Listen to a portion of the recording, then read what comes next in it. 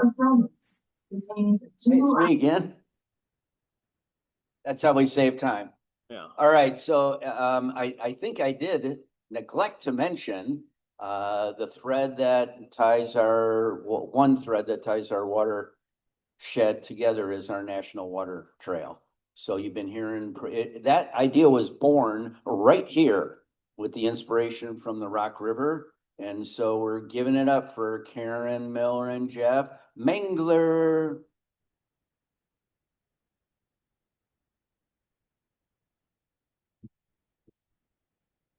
Yeah.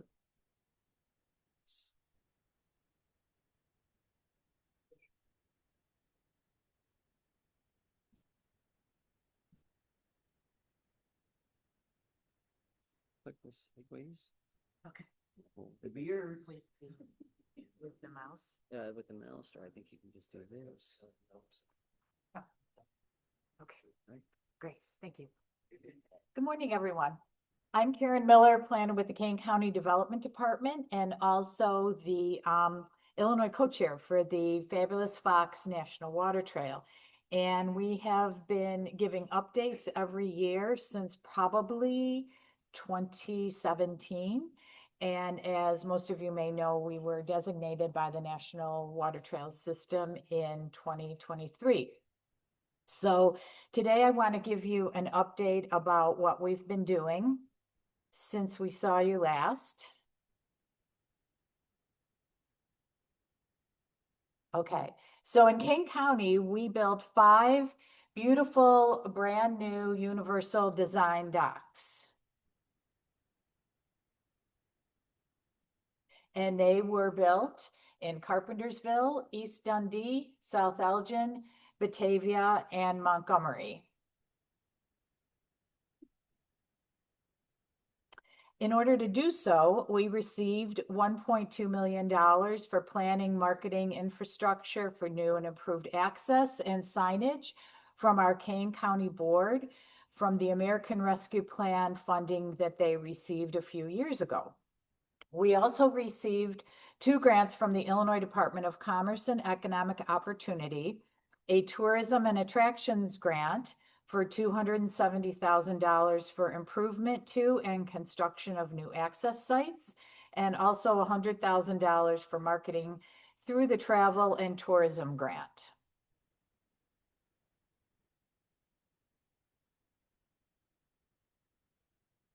So we hired as our engineering company to help us determine what sites to choose and also to do our engineering for each of the sites, which you will hear about in detail in a few minutes. We hired Hay and Associates, Inc.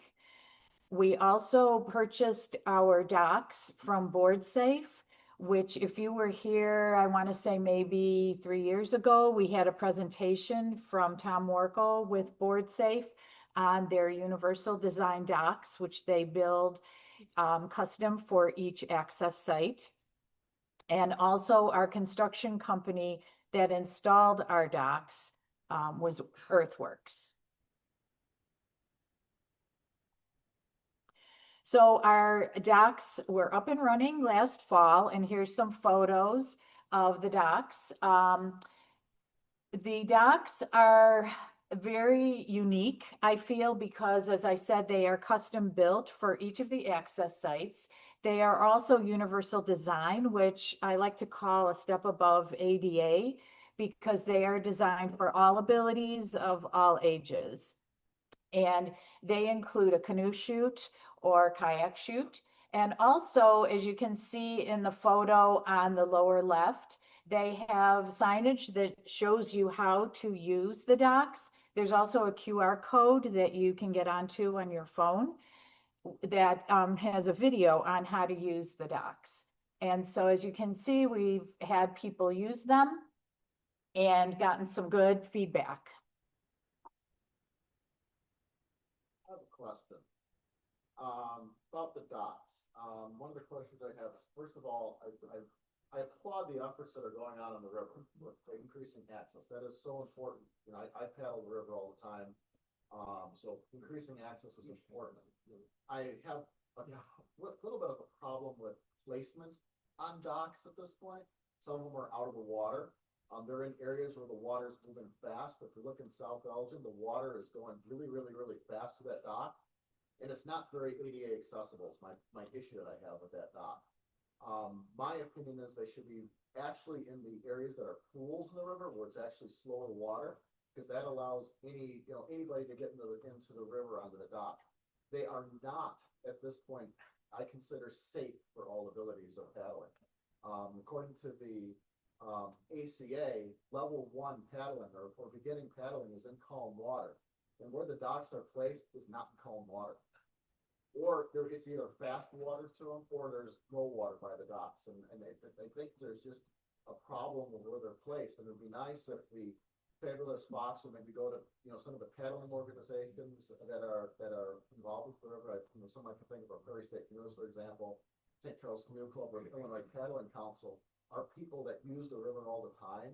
And I would love to. It would be awesome if we can get feedback in there to get good locations of where these should go, because current, flow, and depth are all very important for those docks to work right, and that's it's so important that they're in there correctly. And I'm wondering, just as an organization, is how is there a board that maybe somebody from these organizations can get involved with and get good feedback to you guys of placements on there, because it's just important that they're placed and they're safe. And I have a concern. The one in Jim, South Elgin is a little get bit, to it, Thanks, a little Jim. bit interesting. We gotta move forward. But Thank you. I just want to bring up that. Can he talk to you after? Yes, that would be a great idea. Thank you. Thank you for your comment. We are always interested in getting feedback. You're going to hear in a couple minutes about how Hay and Associates determined where the docks were built and where they are placed. Regarding the river, as you know, the river changes all the time. The flow changes. I mean, you just saw a graph from Gary's presentation about how variable the water is in the Fox River. And we always tell people to go to our website and look at the information that will help you find out not only the weather, but also the condition of the flow and the speed. Okay, so I wanted to also mention we have a new event, a new project that our marketing consultant, Gilmore Marketing Concepts, has developed for us this year to celebrate the 250th birthday of the United States. And it's called Log 250 for America 250. And what you can do is you can go to the website and you can sign up to participate in any activity along near the river, paddle, hike, roll, bike, run, or walk, or any other non-motorized activity of your choice. And as you accumulate points and you log them into the website, for the first 75 miles, you will receive a pin. For 125 miles, you will receive a t-shirt, and for 250 miles, you will receive a medal. So please go to our website and participate. We have almost 300 people signed up for this event, and we actually have a couple people that have reached their 250 miles. So right now I'm going to hand it over to Jeff Mengler with Hay and Associates to talk to us about their participation in the docks.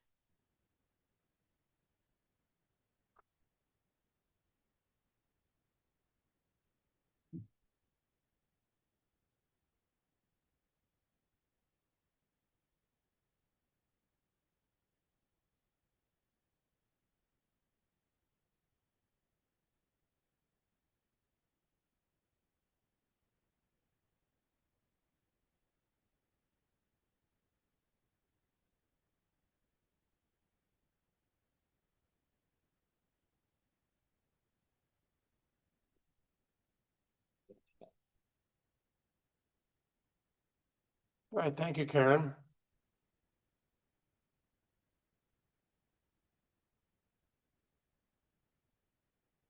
It seems to have a little bit of a delay on the advance, yes? Seems like that's what everybody's struggled with so far. All right, so as she said, my name is Jeff Mengler. I am a senior project scientist with Hain Associates, but I'm also the president of the Fox River Ecosystem Partnership, one of the 4 organizations that really puts together this Fox River Summit, and we've been involved from the beginning. So we're happy to participate in these things that are kind of a waterway wide effort that was came out of the Fox River Summit. So as Karen said, we were hired to help them figure out where to put these accessible docks, how to prioritize. Obviously, the grants were all through Kane County, so this was limited to Kane County, but seen as maybe an example for the rest of the watershed to follow. So we initially had a landowner kickoff meeting where we met with various organizations that we thought would be good partners on this project to look at what sites might be available for such a dock. And we received nearly 24 project ideas out of that initial outreach and brainstorming. We knew that we only had budget for 5. So we identified these 10 suitability factors that we use then to decide where we might put some of the docks. So this included, landowner interest and willingness to participate in the program, the ease of getting permits to construct such a feature, proximity to other facilities. Was there already a parking lot? Was there already a trail? Were there already bathrooms? Things like that. And so we factored all of that in. And I realize that has tiny little print, but that's our decision matrix. Those 10 priority factors are what are across the top of that table. And the sites that were suggested as potential locations for the dock are down the left-hand side. So we scored them all on a kind of a 1 to 5 scale. Some things had a possible value of 1, 3, or 5. Some were just a yes, no. So, a no was 0, a yes was 10 points to see how they came out on the point factor. And then we looked at it and said, did this really achieve what we were after? Does this make the most sense in terms of locations? Also looking at design considerations. But what emerged from that were the top 5 sites that Karen mentioned where the docks went in. We only wanted to do 1 per community. So if it turns out the same community had 2 really good sites, we wanted to spread them out a little bit more. So 1 in Montgomery Park in the village of Montgomery, owned and operated by Fox Valley Park District. 1 in the Clark Island Recreation Area in Batavia, a Batavia Park District facility. Seba Park in South Elgin, Bartles Park in the village of East Dundee, and Riverside Park in the village of Carpersville. All the projects then featured this universal design dock from BoardSafe that Karen mentioned. And we were also looking at accessibility from where you might park your car to the dock. A lot of things you see might have a nice accessible dock at the water's edge, but the trail from the parking lot to get there is not accessible. The water level itself to access. Right. So there's a lot of other factors. We also wanted to look at how resilient these would be at different flow rates. Again, we saw the graph from Gary on how much variability we're having in the flow in the river. And we wanted to look at how they would perform if the nearest dams were removed, how that would affect the water levels at those dock locations. We know that most of them are under some consideration for removal. So we didn't want to deliberately put the docks in places where if the dam was removed, they wouldn't function. So we did consider that as well. The other thing that came through this is I was responsible for all the permitting on it, and the agencies advised us that since each site had a separate owner, we needed to permit each site separately. And so we did that. Each of those 5 sites went through permitting with the Army Corps and with the county as a separate project. But the county bid and awarded the project as one. And Karen mentioned the contractor Earthworks. There were an intergovernmental agreement between the county and each of those municipalities that hosted the sites. And so this shows the construction at Seba Park in South Elgin. Initially constructing a cofferdam to allow us to work in the dry along the river's edge. Some of the related concrete work that needed to go in. The manufactured docks from Board Safe, more of the concrete work to connect it to existing parks. In this case, it's a park that already had a accessible nature play area that has become very popular. And it made sense to put the accessible dock in the same park with those other features.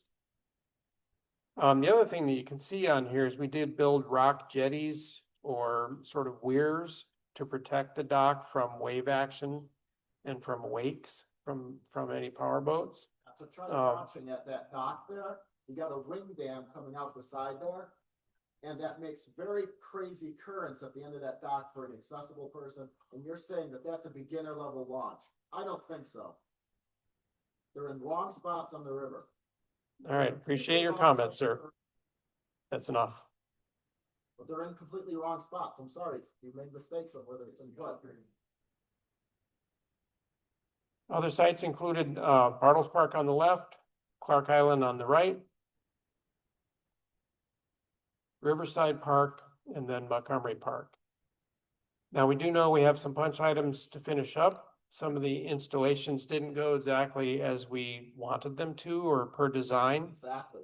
So there are a few things that are still on the punch list for the contractor to clean up. One of them will receive some modifications, I believe, from Board Safe, the manufacturer, to make it more functional.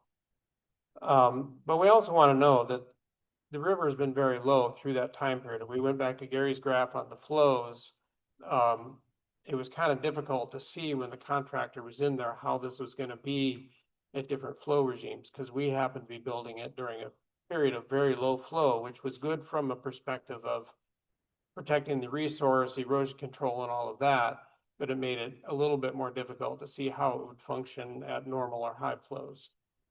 But as Karen said, you know, we'll take the input on how they function over time. I think 2026 will be, you know, the first full year that these have been in place, and the time that we'll be able to see how they may perform at different levels of flow. We know, as we've said, the Fox River is very dynamic. And so with that, Karen and I will take any other questions. I don't know how we're doing on time, Ben. Video, I believe. Oh yeah, we'll show the video.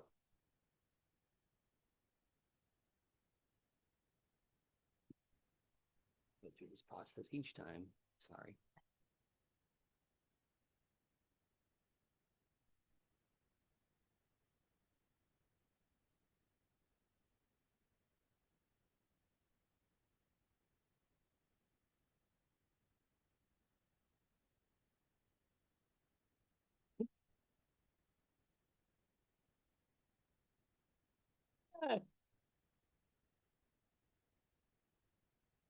I'm gonna start over. It was a short movie.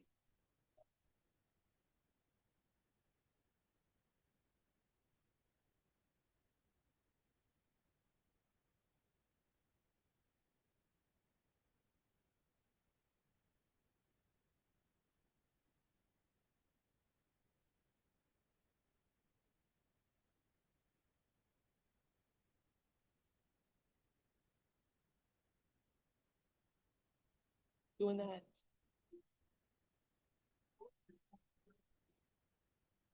Yes, it's recommended that they are during future. The question was if they're removed during the winter, and the answer is yes, they're removed each winter.